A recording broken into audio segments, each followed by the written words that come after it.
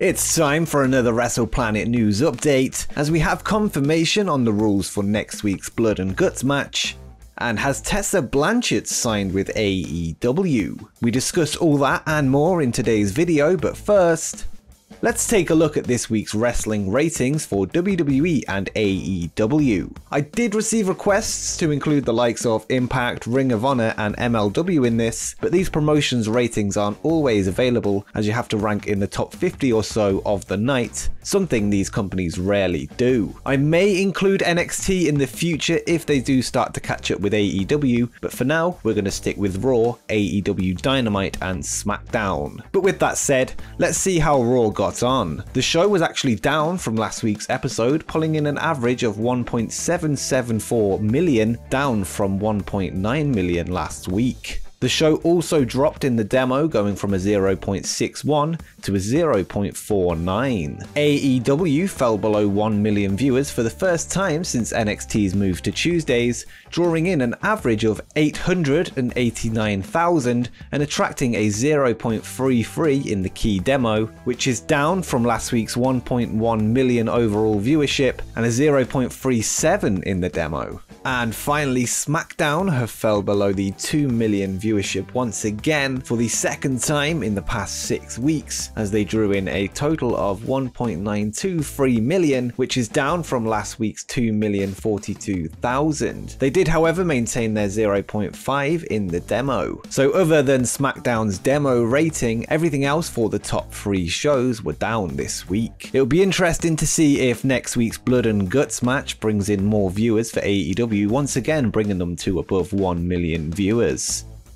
The Young Bucks had social media talking after they showed up on Dynamite wearing a familiar outfit. The duo donned red leather jackets with black fur on the collar, a look which is similar to that of WWE's Seth Rollins. The self-proclaimed Messiah commented on the situation via Twitter, posting, "Congratulations to my jacket on its successful trip through the forbidden door. Hashtag embrace the vision. Hashtag ringleader." Although the Bucks didn't respond directly to the tweet, they changed their Twitter bio to, "What can I say, Tyler? Great minds. Roll on the floor laughing. Sorry we have to beat up your friend though." And Tyler being a reference to Tyler Black, which was Seth Rollins' indie name. And what are the odds of the Bucks and Omega showing up dressed as the Shield at some point during their feud with Jon Moxley? Now that would be hilarious. And before we continue, why not go and grab the free Young Bucks audiobook using our Audible affiliate link in the description below. And while you're down there, why not subscribe with notifications turned on so you don't miss any upcoming videos. But let's get back to the news.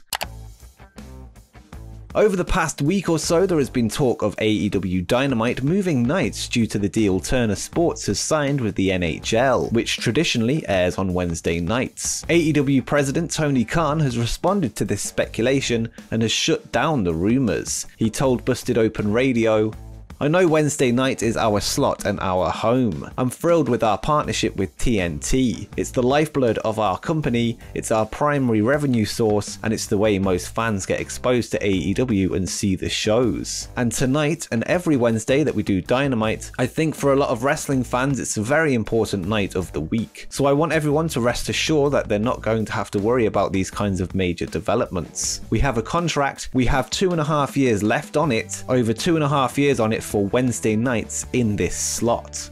So it would seem that Wednesday nights is part of the TNT contract, meaning that it would be a breach of contract for TNT to move the show. Tony did express his willingness to move nights once the AEW TNT deal does expire, adding, "If there was ever an opportunity to move, or if there was a deal to be had, I would consider it. If we did something, it would have to be a real good deal for AEW. It would have to make sense for us. But as it stands right now, that is the spot we're in. Tonight, which is Wednesday, 8 to 10, Wednesday nights on TNT. And if we moved, I'd consider it if there was something in it for AEW."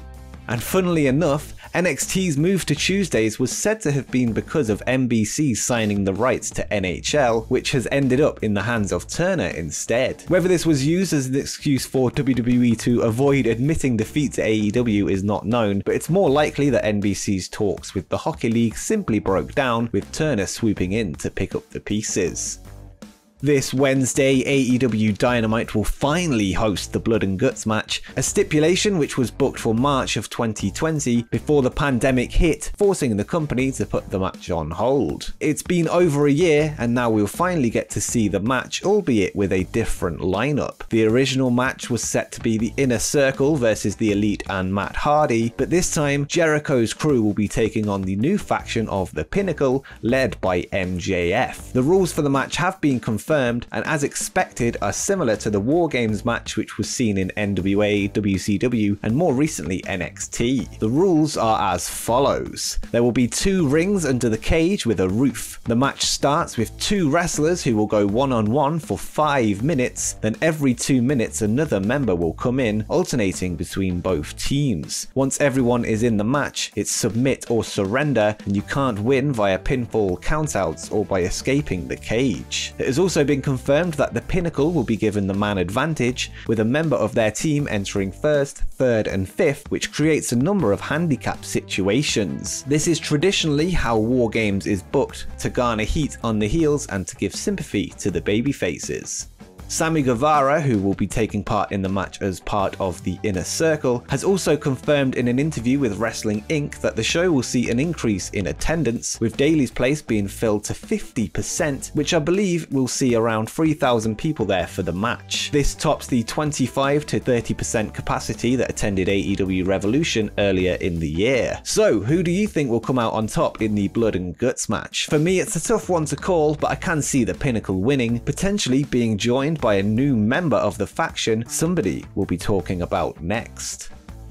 It looks like controversial star Tessa Blanchard and her husband Daga are on their way to AEW, with SE Scoops reporting that the couple have been in negotiations with AEW for a number of months. Tessa's future has long been speculated on since her departure from Impact Wrestling, where she was at the time the Impact World Champion before refusing to attend shows during the pandemic. She was then stripped of her belt before being released shortly before her contract expired. There have been rumours that she was about to head to NXT as part of the Diamond Mine, which has been teased on air recently, which is expected to be a faction or a tag team. But it seems that this report contradicts that theory. She is widely considered to be one of the best women's wrestlers in the world, although she doesn't come without her problems. She is said to have taken part in a number of backstage incidents that have garnered her heat with her colleagues, going as far to be accused of racism. Hopefully she does understand the mistakes she's made and makes an effort to do better in the future, something I'm sure AEW have discussed with her and something they will make sure is a priority, that she at least undergoes some sort of education around the impact of her actions and stuff like that. But yeah, we'll see where this goes in the future. Whilst I don't know too much about Daga, AEW seems like a natural fit for Blanchard, with them needing more star power in their women's division, as well as the potential for her to join up with the Pinnacle as the team's first female member, joining up with her father Tully. It will certainly be interesting to see if she shows up in AEW soon, maybe even as soon as next week.